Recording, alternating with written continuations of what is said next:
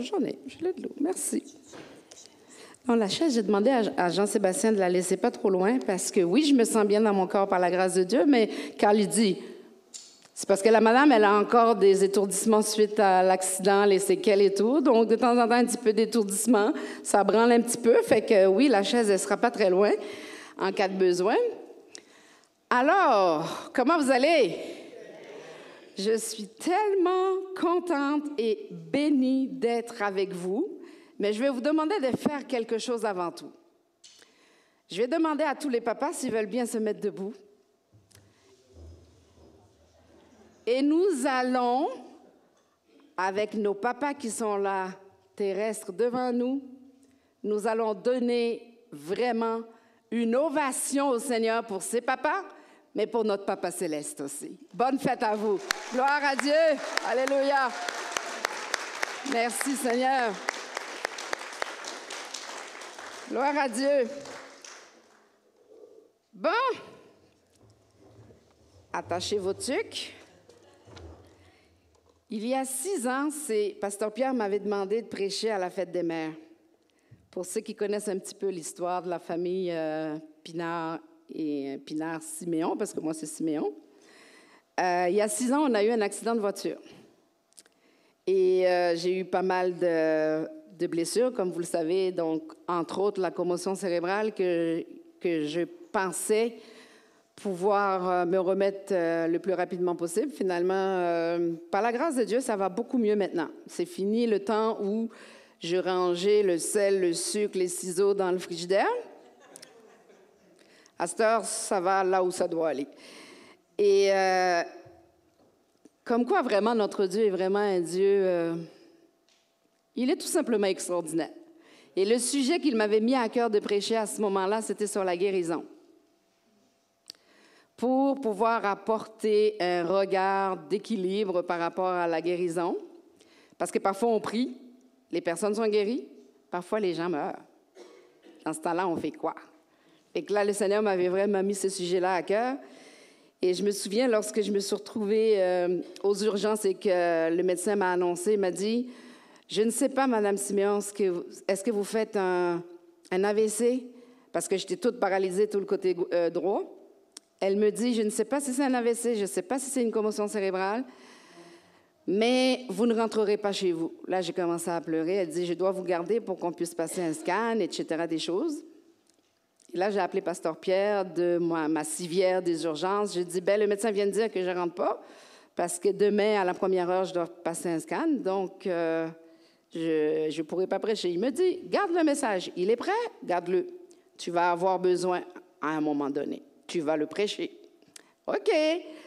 Alors, c'est resté comme ça. Et là, on se parlait avec Nathalie, puis Nathalie me dit, tu sais, j'ai besoin de quelqu'un pour prêcher le 5e dimanche du mois. Parce que quand il y a 4 dimanches dans le mois, je suis correcte, mais quand il y en a 5, j'ai un problème. J'ai dit, OK, mais je pense que le Seigneur est au courant. Mais si je vous dis que toute cette semaine, on aurait dit que l'enfer entier s'était déchaîné. Pas plus tard que hier, nous avons fait remorquer nos 2 voitures. Oui. Et là, tout à l'heure, pendant que Pasteur Nathalie donnait les nouvelles, mon cellulaire a sonné, je l'ai mis sur vibration. C'était mon garagiste pour la CX-9, la voiture avec laquelle nous avons eu l'accident il y a 6 ans. La voiture sur laquelle le moteur, il y a beaucoup de choses majeures qui ont été changées l'année passée, au mois de juillet l'année passée. Parce que je venais à la prière avec mes 2 garçons et mon moteur a sauté sur la 116. Et là, bon, c'est ça. Donc, moteur, transmission, toutes les kits. Nommez-les les pièces, là, sur la CX-9. Et c'est une voiture seulement de 2013. Donc, là, elle a été remorquée. Hier, je m'en allais à McMasterville parce que, comme vous savez, nous, on a 3 joueurs de soccer. Fait que ma fille avait un match de soccer à jouer à McMasterville, puis elle devait être à midi au terrain. J'étais sur la 116 à 11h15. Ma voiture a décidé, la même CX-9 a décidé qu'elle ne bougeait pas. En fin de compte, l'aiguille là, a fait froute au-dessus du H. Le moteur chauffé. J'ai dit, oh, c'est pas bon. J'appelle Carl. Il me dit, arrête-toi tout de suite, tout de suite. Fait que j'ai même pas eu le temps de me rendre à la prochaine sortie. Je me suis arrêtée. Donc, Carl est venu me rencontrer parce que nos 3 enfants avaient 3 programmes toujours autour du soccer, mais à 3 endroits différents, dans 3 villes différentes. Le matin, j'avais déjà déposé Nathanaël à Brossard parce qu'il avait une formation. Zachary devait arbitrer à Longueuil et Abigail devait jouer à McMasterville. Fait que là, Carl était rendu au Parc Laurier pour déposer Zachary pour arbitrer. Là, je l'appelle, je lui dis, la voiture ne veut plus rien savoir, elle chauffe. Bon, il me dit, arrange-toi, je viens à ta rencontre. Il me passe la Malibu 2002. Je prends la Malibu, je m'avais déposé Abby. Abby est en train de débarquer avec une de ses coéquipières à McMasterville. Le téléphone sonne. Nathanaël me dit, maman, la formation a fini plus tôt parce qu'il y en a qui ne se sont pas présentés. Là, il était rendu 12h30. Est-ce que tu peux revenir me chercher à Brossard? Donc, je pars de McMasterville, je m'en vais à Brossard. Je récupère Nathanaël. Sur la route, Zachary m'appelle. « Maman, j'ai fini d'arbitrer le premier match. Le prochain match est à 15h45. Peux-tu revenir me chercher? »« Oui, mon fils. » Fait que là, je fais ma job de taxi, là. Je m'en vais, je récupère Zachary. Je retourne à la maison. Là, la voiture arrive. J'arrive à l'intersection de Jacques-Cartier, la rue Jacques-Cartier et chemin Chambly. Eh bien là, c'est la Malibu qui me dit, ben là, je ne ferai pas un pas. J'étais à la lumière. Dès que la lumière passe au vert, j'appuie sur l'accélérateur, je fais 1 pas, 2 pas, au 3e, blip, elle s'arrête. OK, c'est quoi le problème? La batterie est neuve, c'est même Louis qui s'était chargé de m'acheter une voiture, le mécanicien a changé la batterie. C'est quoi le problème? Fait que là, je reste là. Puis avec tout ça, j'avais tellement le goût d'être dans mon message, d'être dans la louange. En passant, Marie, merci parce que tu as chanté mon répertoire ce matin. Oui. Moi, je mets ça dans la cuisine quand je fais la cuisine. Ah oui, vraiment là, à fond. Fait que là, j'attends, puis là, j'appelle Carl. Bon, ben, Carl était avec le remorqueur pour la première voiture. Il revient de chez le garagiste. Fait que là, j'ai dit, reviens avec le remorqueur ici parce que l'autre voiture ne bouge pas. Il me dit, mais non, il faut que tu appelles le CA, c'est pas comme ça que ça marche, ils vont t'envoyer quelqu'un d'autre. Bon, bref. Puis là, j'appelle Christian chez eux parce qu'il fallait, les 2 garçons étaient avec moi, là. Christian Caz, pour ceux qui le connaissent, il revient chercher mes 2 garçons. Il dit, Carl m'a dit que c'est la batterie. Il m'a dit, quand tu le pars, ça part, puis quand tu mets tes flashers, ça fonctionne. Moi, je te le dis, c'est pas la batterie. OK. Il dit, je m'en vais quand même chercher les câbles à booster, puisque c'est ça que vous me dites. Christian, c'est un bon soldat, hein? Fait qu'il s'en va chez nous, il dépose les gars, il revient avec des câbles à booster. Mais entre-temps, avant qu'il revienne, j'étais là, les gens passaient, ils me regardaient. Il y a même un policier qui est passé, d'ailleurs, j'ai pensé à notre prédicatrice de la semaine passée. Le policier, il m'a fait ça. Vous avez vu, j'étais au téléphone avec CA, puis il m'a fait ça. Tout va bien, super, OK. Puis finalement, à un moment donné, je me suis retrouvée toute seule, mais j'intercédais dans mon cœur. Seigneur, est-ce que je vais passer vraiment ma journée, mon après-midi, ma soirée ici? Puis à un moment donné, il y a un monsieur qui portait un sac à dos, et puis avec 2 sacs de pain dans ses mains, il dit « Bonjour, madame, vous êtes en panne? C'est quoi qui vous arrive? » J'ai dit, j'ai raconté ce que je vous ai dit. La voiture a fait 1, 2, 3 pas, poup, puis elle bouge plus. J'ai dit, apparemment, ça serait la batterie. Il me dit, par là. Elle a quand même fait du bruit, là, puis on sentait qu'il y avait quand même du jus, là. Il dit, c'est pas la batterie. Parce que si c'était la batterie, même les flashers ne fonctionneraient pas. Il dit, je vais regarder ce qu'elle a. Il regarde. Il dit, ne vous inquiétez pas, hein, je suis mécanicien. Puis là, il me dit, est-ce que vous avez quelque chose de métal? Fait que là, j'ai trouvé sur mon porte-clés quelque chose de métal. Il enlève un bout d'affaire dans le moteur, il regarde, il teste. Il dit, là, ça alors, il dit, c'est pas la batterie, c'est pas telle pièce. En tout cas, moi, je les connais pas, les pièces, là. L'alternateur, il dit, c'est pas l'alternateur. Il l'a testé, il dit, c'est pas l'alternateur. Il dit, là, vraiment, je ne peux pas vous dire. Il dit, je suis mécanicien, mais je ne vois pas ce qu'elle a, pourquoi elle ne démarre pas. Il dit, il faut la faire remorquer. Il dit, moi, je travaille au garage il y a 2 minutes d'ici. Faites-la remorquer à mon garage. Lundi, je vais m'en occuper pour vous. Fait que j'en ai une qui a été remorquée à une place, l'autre à l'autre place. Mais c'est depuis vendredi que ma patience est mise à l'épreuve. Vendredi, c'était la graduation de mon fils. Jeudi. Vous voyez, j'arrête pas de dire vendredi.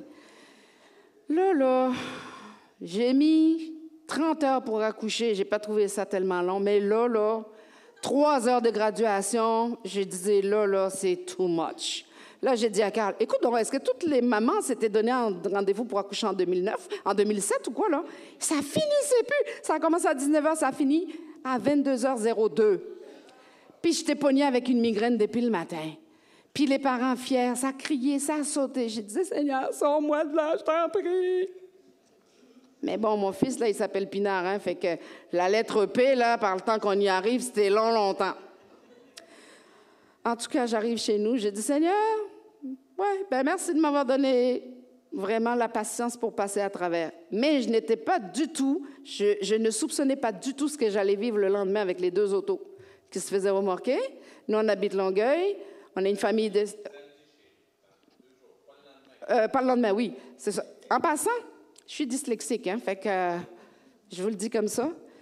Fait que là, j'étais pas du tout au courant de ce qui était pour arriver. Puis à un moment donné, c'est comme si j'ai eu un flash.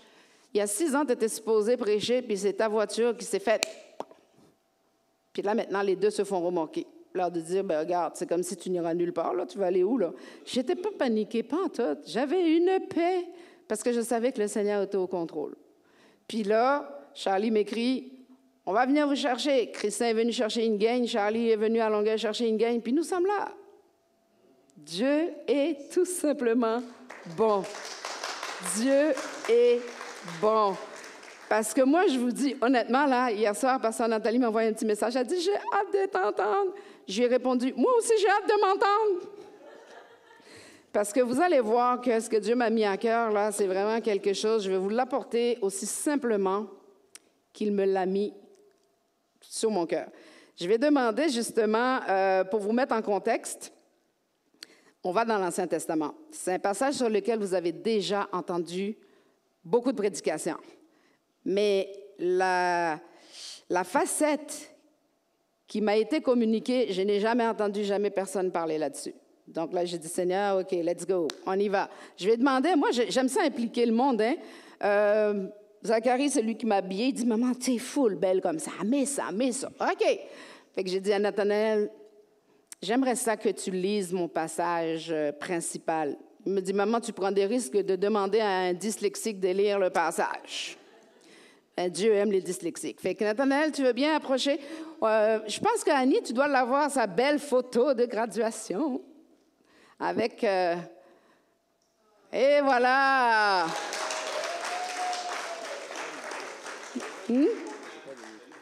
T'as pas de Wi-Fi? Non, de micro. Ah, t'as pas de... Ah, micro. Est-ce que celui-là, il fonctionne? Donc, voilà. Oh oui, vraiment. Ça fait longtemps que je suis officiellement la plus petite de la maison, c'est correct. Bonjour tout le monde. Je pense, pour la majorité, vous me connaissez déjà. Je suis le fils de Marie et de Carl ici.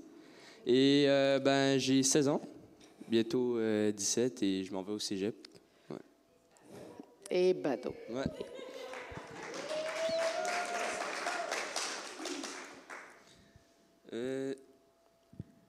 Je vais vous lire le petit passage ici qui est Juges 4 à 9. Oui. En version Louis II, 21. À cette époque, Déborah, une prophétesse, mariée à un certain Lapidophe, était juge en Israël. Elle siégeait sous un palmier de Déborah, entre Rama et Béthel, dans la région montagneuse d'Éphraïm. Les Israélites montaient vers elle pour être jugés.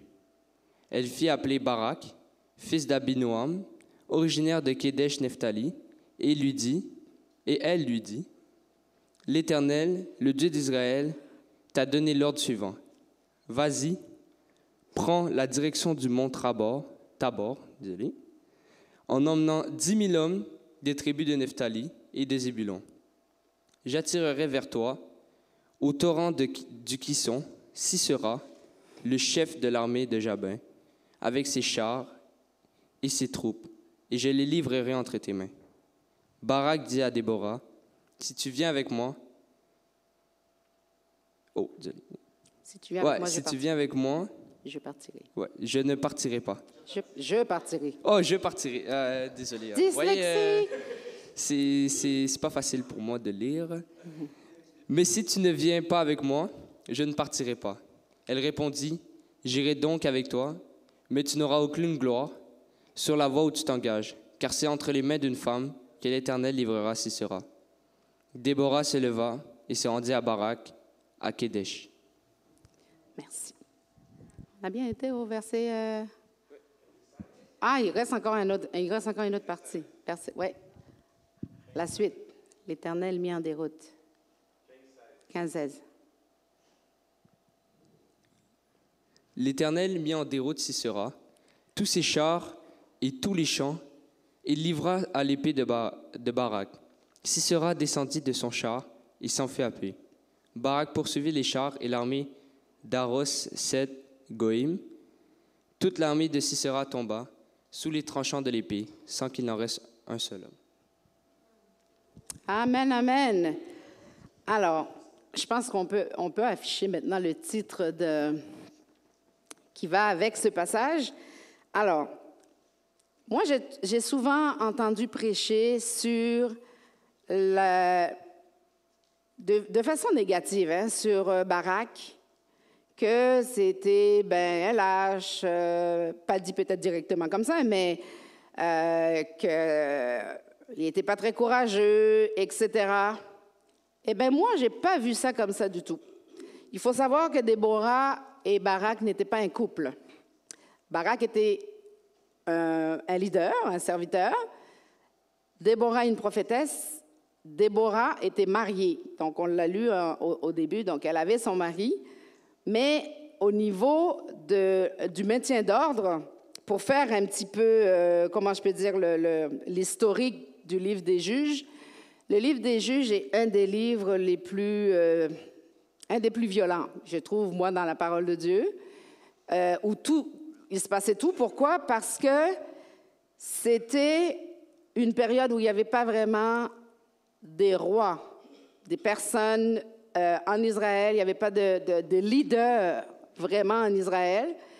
Et c'était la génération qui venait après Josué qui n'avait pas connu l'Éternel. Donc, quand vous allez lire le livre des Juges, chacun faisait ce qu'il voulait. Donc, c'était vraiment comme un petit peu n'importe quoi.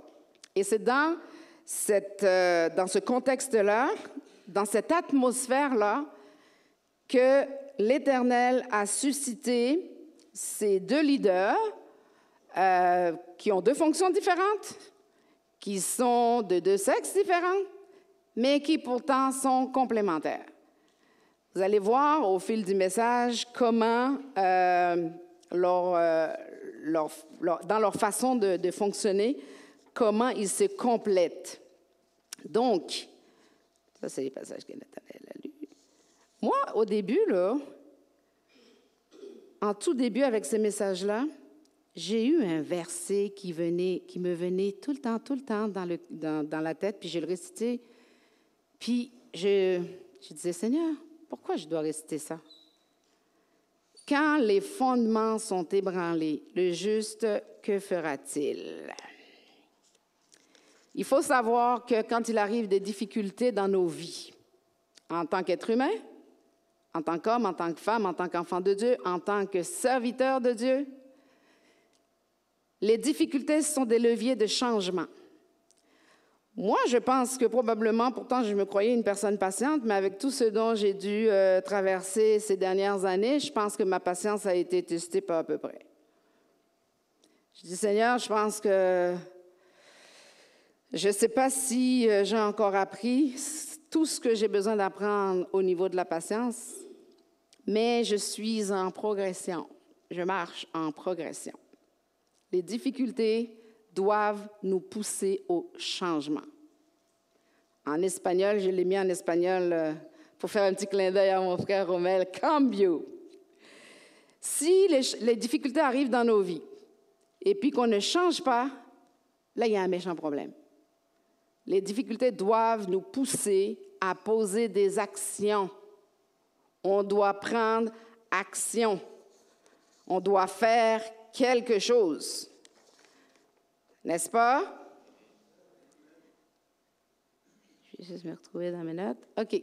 Donc, le passage que je vous ai cité, là, quand les fondements sont ébranlés, vous l'avez dans Psaume 107, le verset 6, le verset 13, le verset 14. En fait, Vous lisez le psaume 107 et c'est vraiment un psaume bénissant.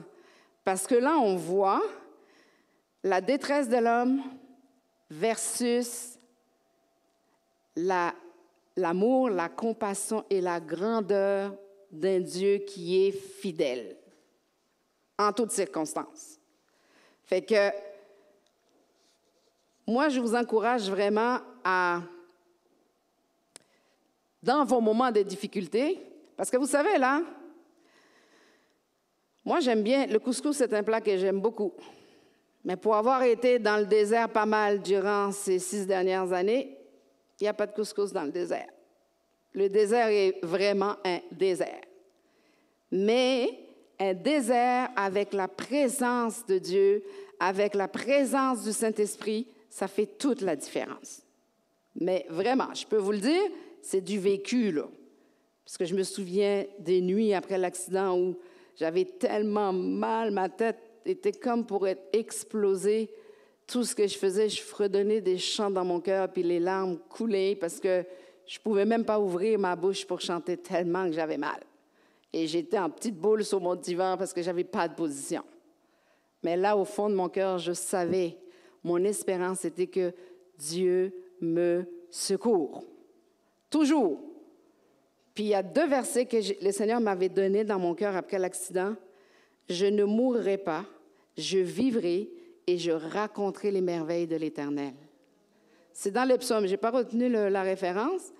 Puis, toute chose concourt au bien de ceux qui aiment Dieu. Ce verset-là, c'est un des 2 versets qui m'a conduit vraiment au salut, qui m'a emmené vraiment auprès du Seigneur. Parce que pour ceux qui connaissent mon témoignage, dans ce que j'ai vécu, dans mon parcours, dans mon enfance, je ne voyais pas que ce que je vivais, ce par quoi je traversais, allait contribuer à mon bien. Mais aujourd'hui, je peux vous dire que la parole de Dieu est vraie. Parce que toutes ces choses-là ont constitué, ont fait de moi qui je suis aujourd'hui. M'ont amené vraiment dans des moments de relation et d'abandon complet au Seigneur, que si je ne passais pas par ces temps-là, je ne me serais probablement pas abandonnée. Je me serais probablement pas arrêtée, comme il est dit dans les psaumes 46, 11, « Arrêtez et sachez que je suis Dieu ». Si je n'avais pas eu à passer par là, je ne me serais probablement pas arrêtée. Fait que je bénis Dieu vraiment pour ces moments-là. Alors, dans le partenariat versus, c'est quoi l'autre mot que j'ai mis? Moi, j'ai tendance, je suis un peu comme... La complémentarité. Merci, pasteur Nathalie. Donc, j'ai sorti 3 C. Le premier, la communication. On peut voir de nos jours, dans nos foyers, la plupart du temps, là, on voit les couples quand ils sont dehors. Ah, ils sont tellement beaux, ils sont tellement cute, mais nous ne sommes pas entre les 4 murs. Dans certains foyers, les couples ne sont même plus des couples, ils sont comme des colocataires. Ça se dit à peine bonjour, ça se parle à peine. Mais la communication, quand on est partenaire, on parle, on se consulte, on vérifie, on discute, on échange. Communication, point numéro 1. Et dans nos foyers, en tant que père et mère, si nous ne parlons pas dans nos foyers, il y a un autre qui parlera pour nous. En tant qu'enfants de Dieu, nous devons vraiment garder ça à l'esprit. Dernièrement, j'ai dit à mes ados, j'ai dit, vous savez quoi, les jeunes? En tout cas, moi, je ne vous envie pas pantoute. J'ai dit, moi, pour rien au monde, je ne voudrais être ado en ce moment. Puis là, ils me regardaient comme ça. Là, ils disaient, mais qu'est-ce qu'elle a, notre mère? J'ai dit, vraiment, ils me regardaient vraiment avec un regard tellement interrogateur que j'ai dit, vous ne comprenez pas, hein? C'est parce que je ne suis pas si vieille que ça, entendons-nous, là, mais au mois d'août, je vais en avoir 53. Fait que j'ai dit, moi, je n'aimerais pas être à votre place parce qu'avec toute la pression que vous subissez dans la société, avec toute l'anxiété qui envahit partout et partout, dans les écoles, parfois j'écoute les informations, puis quand tu entends un enfant de 5-6 ans là, à la maternelle qui fait des problèmes d'anxiété, ben moi, ça me fait mal au cœur. À un âge comme ça ne devrait pas avoir à vivre ces genres de problèmes, c'est devenu un phénomène des sociétés. L'anxiété. Nos jeunes sont sollicités de tous bords, de tous côtés, ils sont aux prises avec toutes sortes de choses. Et moi, je leur ai dit, voilà pourquoi je n'aimerais pas être à votre place. Parce que maintenant, on a besoin de prier pour nos jeunes, de les écouter, de les entourer. J'ai été bénie d'entendre Marie parler de ce jeune homme. Puis moi, c'est vrai que j'ai 3 enfants biologiques, mais j'ai plein d'autres petits parce que le Seigneur me les emmène, puis moi, je prends le temps, je m'assois, j'écoute, puis j'essaye de voir ce que le Saint-Esprit m'inspire pour pouvoir donner à ce jeune, pour pouvoir l'accompagner. Et on doit demander au Seigneur vraiment de nous aider à ne pas embarquer dans un esprit de jugement. Bien souvent, malheureusement, en tant que parents, des fois, on est un peu maladroit. On s'embarque là-dedans bien involontairement, mais nous devons vraiment avoir une oreille, une écoute. Voilà pourquoi que nous avons besoin d'être partenaires. Pas seulement dans le couple, ça on va le voir un petit peu plus tard, parce que, comme on l'a vu avec Déborah et puis Barak, ce n'était pas un couple. Mais toutefois, ils ont remporté des victoires ensemble. Et en passant, quand Barak dit à Déborah, si tu ne viens pas, j'y vais pas, ce n'est pas un signe de faiblesse. Quand Barak dit à Déborah, si tu ne viens pas, j'y vais pas, c'est parce que quelque part, il était conscient de ce que Dieu avait donné à Déborah. Il était conscient qu'elle était un élément, je dirais, important dans cette victoire qui devait avoir lieu. Il a reconnu l'appel de Dieu sur la vie de cette femme-là, il l'a respecté, il l'a validé, ce qui lui ont permis à eux deux de faire équipe. Donc, soyons ouverts d'esprit. Accueillons ce que Dieu fait à travers les uns des autres. Demandons au Seigneur le discernement pour reconnaître vraiment le sceau qu'il met sur quelqu'un. Même parmi nos jeunes, quand vous lisez les écrits de Paul, l'apôtre Paul a exhorté Timothée, ne te laisse pas impressionner, fais pas attention à ton jeune âge. Prêche la parole, convainc, exhorte. Nos jeunes ont des choses à nous emmener, à nous apporter. Ils ont des trésors. Le Seigneur les utilise, croyez-moi. Apprenons à les écouter, tant dans nos maisons que dans l'Église. Apprenons à les encourager. Ne voyons pas seulement juste ce qu'ils font de travers.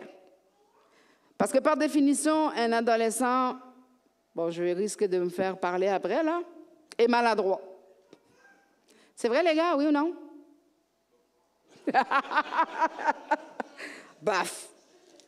Fait que ne nous arrêtons pas sur les petites erreurs qu'ils peuvent faire. Et d'ailleurs, quand ils font des erreurs, ça devrait nous donner une occasion pour enseigner, pour encourager, pour accompagner. Ne regardons pas seulement l'erreur comme telle qu'elle, l'erreur, puis c'est pas bon, puis c'est pas beau, puis OK. Mais maintenant, qu'est-ce qu'on fait avec ça? Qu'est-ce qu'on peut tirer de positif là-dedans? Donc, je vais quand même aller vite parce que je ne vais pas vous tenir trop longtemps, quand même ici. Mon deuxième, la complémentarité, comme je l'ai déjà dit, c'est faire les choses en ayant une même vision. Ça, vous n'allez pas le voir dans mes notes, mais moi, je vous dis, moi, je suis vraiment, comment je peux dire, je suis devenue malléable. Je vous avoue, je ne l'ai pas toujours été, mais Le Saint-Esprit a travaillé beaucoup, puis il reste encore à faire. Fait que... Donc, on fait les choses vraiment en ayant une même vision, un regard dans la même direction. Être complémentaire. En passant, je ne l'ai pas mis le verset, mais ce verset-là, quand Dieu a dit qu'il n'est pas bon pour l'homme qu'il soit seul, je lui ferai une aide semblable. Je lui ferai une complémentarité. Je lui donnerai une complémentarité. Je lui donnerai une aide complémentaire. Je lui donnerai son égal. Et non un tapis, et non un marchepied. Je lui donnerai son égal. Dans une équipe, pour que ça fonctionne, il faut qu'on soit vraiment... Il ne faut pas avoir des regards condescendants. Il ne faut pas avoir des regards qui diminuent l'autre. Il faut le voir comme... D'ailleurs, c'est le deuxième commandement. Je ne vous apprends rien, là. Tu aimeras ton prochain. Et voilà. Fait que moi, là, tout ce que je vous dis, c'est ici. Tout est vérifiable. Donc, soyons complémentaires. Dans l'Église, dans nos foyers, dans nos vies de tous les jours, regardons autour de nous les personnes que Dieu nous donne pour pouvoir cheminer ensemble. Parce que vraiment, là, je vous dis, ces derniers temps, j'ai jamais autant entendu parler des cas de divorce dans les foyers chrétiens que maintenant. Jamais autant. J'ai dit, Seigneur, il y a quelque chose à faire. Il y a quelque chose à faire. Et moi, je me dis, si tu me permets d'être debout ici, c'est parce que tu as un message à adresser, tu as quelque chose à dire. Il y en a un qui a essayé de me faire taire, c'est correct. Mais celui qui est en moi est plus fort. Et que je suis là pour nous dire à nous tous, je me le dis à moi-même, soyons complémentaires. Le troisième, la complicité. La complicité exige de la confiance. Si tu n'as pas confiance en l'autre, quand Barak a dit à Déborah, si tu ne viens pas, je ne viens pas, il avait confiance en elle. Il savait qu'avec Déborah à ses côtés, la victoire était assurée. Parce qu'en acceptant Et puis, il y a aussi une chose, j'avais pas préparé ça, mais ce n'est pas dans mes notes, mais avez-vous remarqué que Déborah, comment on l'a nommée, c'était une prophétesse. Ça veut dire que Barak a accepté l'appel et l'onction qui était sur Déborah pour vouloir faire équipe avec elle. On ne peut pas faire équipe avec quelqu'un dont on n'accepte pas l'appel, l'onction et l'autorité. C'est impossible. Ça ne marchera pas parce qu'à un moment donné, ça va capoter en bon québécois. Et pour parler comme mes jeunes, j'essaie de me mettre à la mode là, avec quelques expressions des jeunes. J'ai 3 ados chez nous, fait que... Donc, aujourd'hui, je crois que ce message, pour moi personnellement, je l'ai vécu, je l'ai, mâché, avant de pouvoir le partager avec vous, j'ai moi-même demandé au Seigneur, Seigneur, je suis une personne qui me fait beaucoup d'introspection déjà, mais j'ai dit au Seigneur, tu m'emmènes dans une saison où quelque part,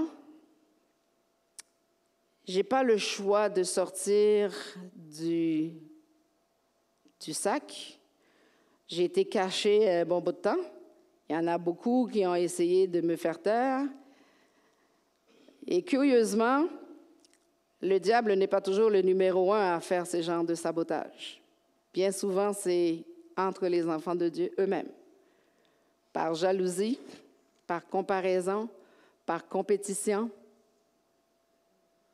au lieu de s'encourager, au lieu de faire ce que Barak a fait, de reconnaître l'appel et l'onction de l'autre, le ministère de l'autre, et de juste l'encourager, de juste prier pour lui, de juste...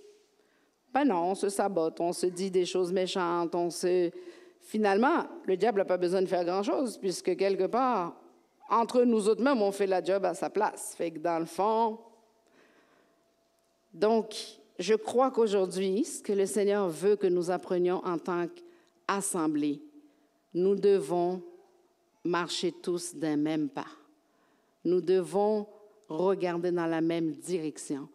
Nous ne devons plus nous laisser, comment je peux dire, embarrasser, freiner par des choses. Toi, tu es un homme, toi, tu es une femme, toi, tu es un adolescent. Hey, d'ailleurs, le verset qui vient après, « En Dieu, il n'y a ni homme ni femme, car nous sommes tous un en Jésus. » Galates 3, 28. Vous l'avez. Moi, je vous avais dit, hein? Tout ce que je vous dis, vous pouvez aller le vérifier. Moi, vous savez, quand j'étais au collège biblique, j'étais une vraie béréenne. Qui connaît Béré ici? Les Béréens, oui, les chrétiens de Béré, ce qu'ils faisaient, tout ce qu'on leur enseignait, après, ils allaient dans les Écritures, ils vérifiaient tout. Moi, quand j'étais au collège biblique, je faisais ça avec les livres qu'on avait à lire. Chaque fois qu'il y avait une référence, je vérifiais. Pas parce que je n'avais pas confiance dans l'écrivain qui avait écrit le livre, mais je voulais vérifier que la parole de Dieu dit ce qu'elle dit être. J'ai très vite arrêté ça parce qu'on a tellement de livres à lire que je ne pouvais pas vérifier chaque référence de chaque livre, mais je me souviens dans les premiers livres que je lisais, je faisais ça. Et c'est vraiment bénissant. Et autre chose qui est aussi bénissant, c'est de pouvoir avoir plusieurs traductions et de pouvoir aller chercher la richesse dans chaque traduction et pouvoir comparer. Mais c'est quand on passe du temps comme ça avec la parole, mais c'est vraiment extraordinaire. Et pour ça, on n'a pas vraiment besoin d'être dans un collège biblique, on s'entend. Mais quand on étudie la parole, devenons des Béréens. Allons chercher dans la parole est source de vie. Allons chercher ce que le Seigneur nous dit dans sa parole, parce qu'il est la parole. Jean 1, au commencement était la parole. Je pense que je l'ai dans mes si je ne l'ai pas mis, mais en tout cas, je vous le dis. Et la parole était Dieu, la parole est, etc. Fait que la parole. Vous savez ce qui m'a permis de passer à travers de ces 6 années, j'ai passé, je ne sais plus combien de mois j'ai passé à la maison sans pouvoir être en public, pouvoir venir à l'Assemblée. Je suivais des cultes en ligne parce que le bruit me dérangeait, la lumière me dérangeait. Puis là, quand la migraine embarque, c'est vraiment, là, je suis photosensible, il faut que je sois dans le noir, pas de bruit. Puis la nausée embarque, envoyez donc. En tout cas, je suis remplie de compassion pour toute personne qui a déjà vécu une commotion cérébrale parce que c'est quelque chose. Et ce qui m'a soutenue à ce moment-là, même quand je n'avais pas la force d'ouvrir la bouche, c'est d'avoir pu, avant la commotion cérébrale, j'apprenais les versets et avec les références. Fait que là, je pouvais, dans mon cœur, repasser les passages que je connaissais. Puis, ce qui était frustrant aussi à un moment donné, c'est que je ne pouvais pas lire. Parce que dès l'instant où je commençais à lire, déjà en partant, je suis déjà une personne dyslexique, donc lire, puis c'est paradoxal, hein? J'aime énormément la lecture, j'aime beaucoup lire, mais c'est un vrai défi, parce que, bon, c'est ça, pour les personnes qui savent c'est quoi la dyslexie, là, c'est que nous autres, nos cerveaux pensent beaucoup en images, fait que c'est du sport, là, c'est un vrai challenge, de pouvoir lire, mais ça prend le temps que ça prend pour que je lise un livre, mais je lis. Puis, après l'accident, c'était ça ma frustration, de ne pas pouvoir prendre ma Bible. Vous savez, moi, la technologie et moi, je ne dirais pas que ça fait 2, ça fait quasiment 10, là. Souvent, quand je fais mes affaires, puis il est passé où mon texte? Je l'avais, je ne l'ai plus. Puis les enfants disent, come on, maman, regarde, fais juste appuyer ici, tu vas le revoir, ton texte. Puis c'est comme, j'ai la génération techno, qui me forme, qui m'aide. Et puis, je bénis Dieu de m'avoir donné un mari bébéleux. Oh là là! Il aime les bébés à l'électronique, mon mari. En passant, merci beaucoup. Hein, tu as agrémenté mon... C'est lui qui a tout fait mon PowerPoint en passant. Je vous dis ça, là. Il m'a tout fait ça. Il m'a agrémenté ça, des belles photos. Puis, les photos? Tu les as pas eu, Annie? Ah, OK. Bon, en tout cas, il y a des belles photos, mais en passant, si vous voulez les notes, vous voulez le PowerPoint, on peut vous les transférer. Je vais transférer ça à Pasteur Nathalie, puis vous communiquez avec elle, puis elle va vous les donner. Moi, j'ai pas de problème du tout. J'aime le partage, au contraire. Fait que vous allez pouvoir reprendre ça à la maison, méditer, tout ça. Donc, j'ai fini avec mon 3e C. Maintenant, je vais parler d'un sujet qui me tient, qui fait toujours partie. Il me reste combien de temps, là? Il est 11h30, il ne me reste pas beaucoup de temps, mais là, je vais entamer quelque chose.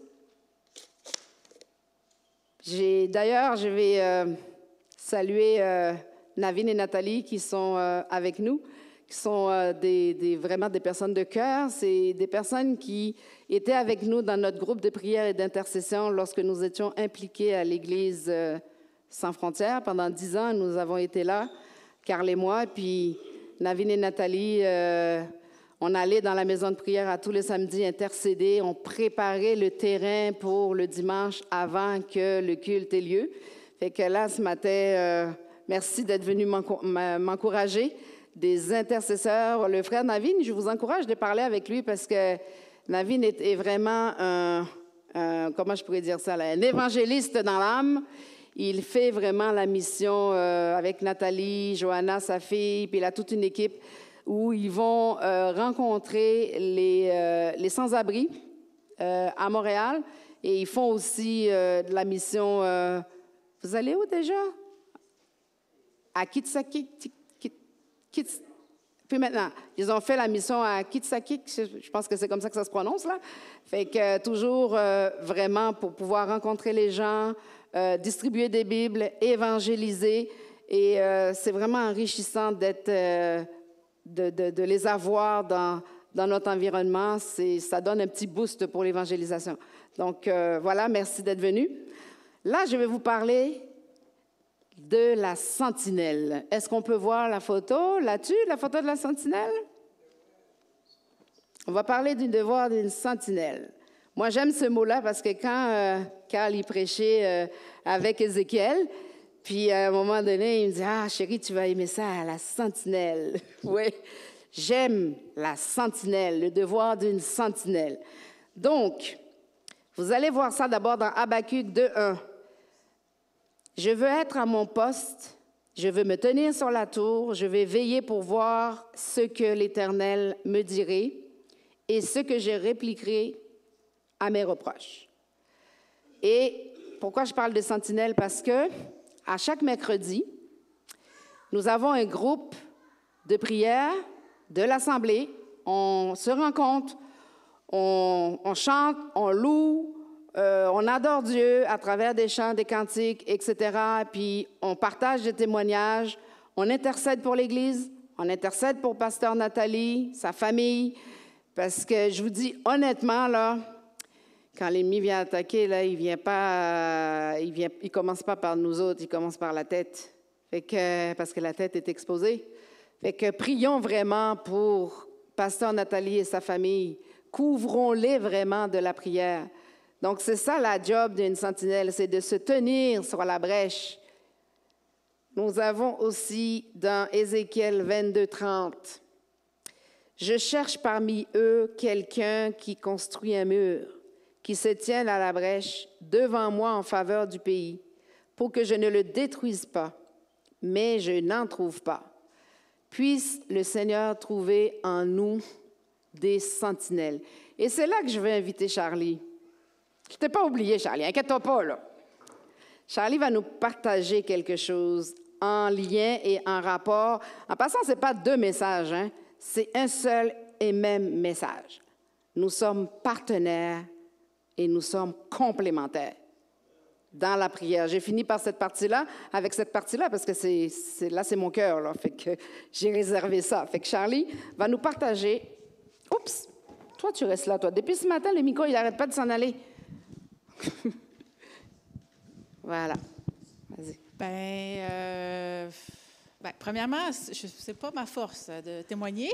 Alors, je suis là parce que je crois sincèrement que ça peut peut-être répondre, résonner dans le cœur de quelqu'un, mais ça me rend un petit peu mal à l'aise ce matin d'être avec vous. Ce que Marie m'a demandé de vous partager, en fait, c'est que, dans le fond, ben, l'hiver a été dur. Ça a été une saison, pour moi, qui a été une saison un peu de tempête, une saison, disons, difficile. Et puis, l'hiver passait, quelque part en avril, peut-être un peu avant, là, je sentais sur mon cœur que je devais demander à Marie de la prière pour moi. Mais étant une grande timide, je ne l'ai pas faite. Je n'étais pas à l'aise de le faire.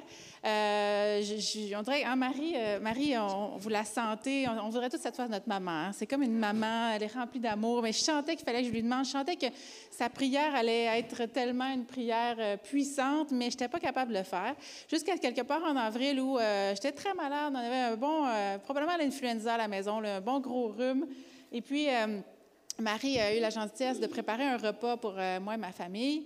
Et puis, elle nous apporte ça à l'église le dimanche et tout ça. Là, le lendemain, je me dis, ouais, je voudrais lui dire merci, que c'était très bon et tout. Puis là, au début, je me dis, je vais la texter pour dire merci. Puis après ça, je me disais, ouais, c'est pas super. Il me semble que ça manque un petit peu de respect, de bienveillance, de juste texter pour dire merci. Je vais l'appeler. Mais là, ça me gêne encore. Je prends mon courage, je l'appelle. Puis, je commence à lui dire que bon, merci pour la bonne nourriture. Et là, Marie commence à me mettre à l'aise en me parlant de ses tempêtes, de sa réalité. Puis là, de plus en plus, je suis comme, ah ouais, OK, je pense qu'on a vraiment des tempêtes qui se ressemblent. On a des défis qui se ressemblent, puis elle me met vraiment, vraiment à l'aise, sans même que je lui ai dit encore, là. Je n'ai pas encore dit que je voulais qu'elle prie pour moi, là. Je vais juste l'appeler pour dire merci pour le bon repas, tu sais. Et là, on parle. Je pense qu'on a parlé quasiment à 1h30. Puis à la fin, je finis par faire comme, OK, là, tu sais, le Seigneur m'a comme convaincue, arrête là, dépasse ta timidité, demande à Marie de la prière. Puis là, finalement, je lui demande effectivement, je lui dis, je sens sur mon cœur que je dois te demander de prier pour moi, pour m'aider à avoir la lumière au bout du tunnel, puis avoir l'espoir. Puis depuis ce temps, on a des petites réunions de prière, elle et moi, tous les lundis. Malgré nos horaires très, très chargés, on s'appelle, on jase beaucoup, on prie un peu, mais on jase beaucoup. On s'encourage, même quand on bat. Mais, exactement, puis je pense que c'est vraiment... Puis là, suite à ça, on a vu les victoires arriver, les victoires dans ma vie, la lumière que je disais là, qu'elle commençait à être un petit peu difficile à trouver, la lumière au bout du tunnel, elle est arrivée doucement. L'espoir est revenu suite à nos prières. Il y a vraiment eu des petites victoires au quotidien dans ma vie. Même récemment, on a prié pour mon travail. C'était une situation où je devais faire un choix pour mon travail qui n'était pas évidente. On a prié. Marie m'a dit, écoute, n'aie pas peur, Dieu pourvoira. Amen. Et victoire, c'était un choix. Le choix a été évident. Dieu a béni. Dieu va pourvoir. Donc,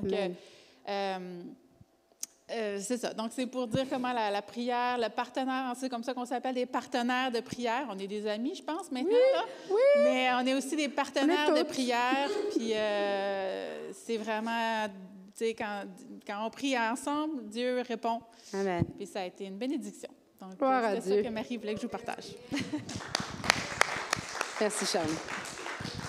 Gloire à Dieu. Alors, vous voyez, quand je vous parle du partenariat, c'est ça. La complémentarité, c'est ça.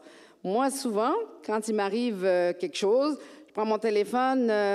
Bon, c'est vrai que je dis que je n'étais pas très techno, c'est vrai aussi, là, mais je suis très texto parce que je suis toujours au bout de mon... Je suis toujours partout, mais sauf chez moi, quasiment.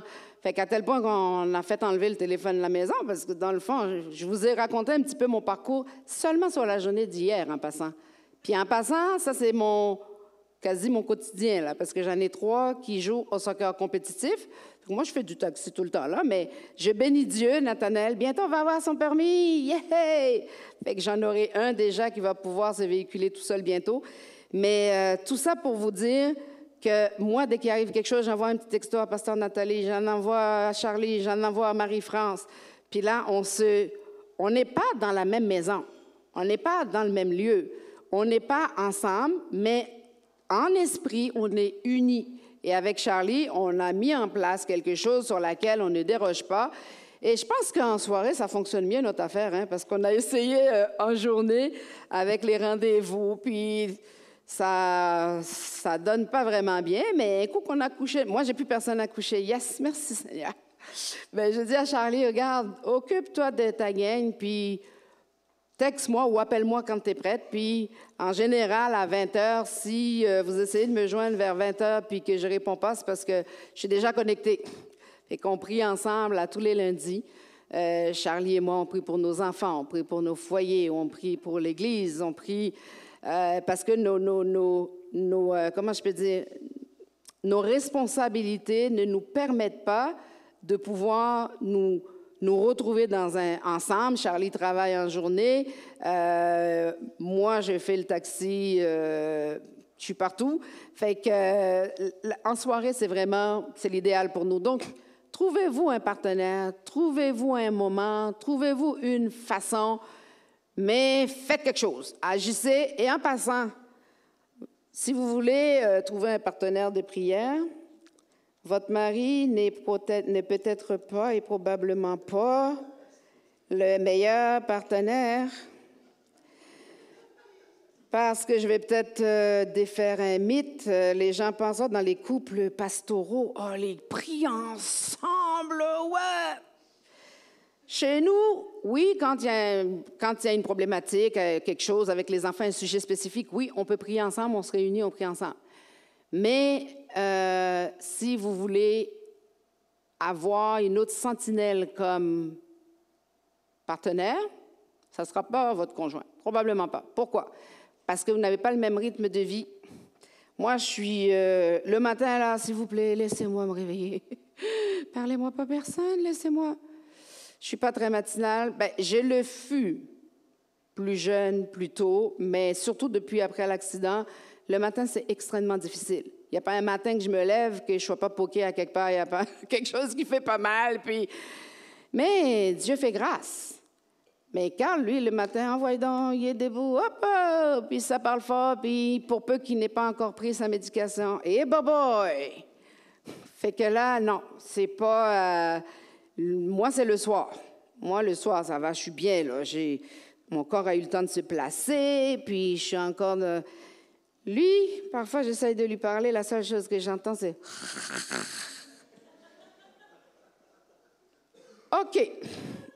Donc, ce n'est pas mon partenaire comme avec Charlie.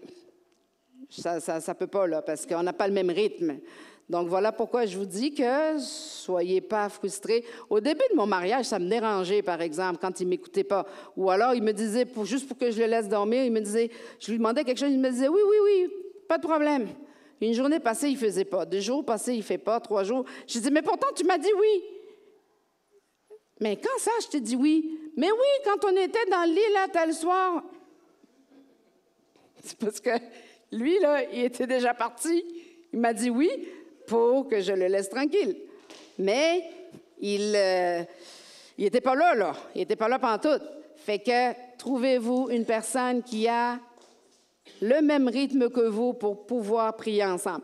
Là, je vais aller vite parce que je ne vais pas vous tenir trop longtemps. Je ne sais pas si Annie... Les as-tu, les images, finalement? Ah, des belles images. Il y a des ingrédients qui existent pour une prière efficace. Donc, moi, j'en ai relevé 3. Il y en a probablement plus, mais j'en ai relevé 3. Les ingrédients pour une prière efficace. L'unité. L'unité, c'est le contraire de la division. Là où 2 ou 3 s'accordent, vous l'avez dans Matthieu 18, 20. Moi, j'aime ça, entendre ces petits sons-là. Oh, c'est-tu beau! On avait prié que Dieu nous donne des enfants, nous les avons et nous les aimons, que Dieu les bénisse, puis j'aime ça. Alors, restons concentrés, même si nous avons un petit peu d'animation, là. Fait que, oui. Un lieu commun, le deuxième ingrédient, un lieu commun. Ils étaient tous assemblés dans un même lieu. Vous l'avez dans Acte 2, verset 1. Un sujet et un projet commun. Nous ne savons pas quoi demander dans nos prières. Romains 8, 26. Fait que, comme je vous dis, là, si j'accélère un petit peu juste parce que, j'achève aussi, là, juste parce qu'on veut quand même rentrer quand même à un moment donné. Donc, ces sujets-là, oh, mon câlin, ça, là, ça fait ma journée. Oh, je t'aime, mon bonhomme. Oh. OK. Mais on va s'en faire d'autres après, OK? Je vais juste finir le message. Mouah. Je t'aime beaucoup.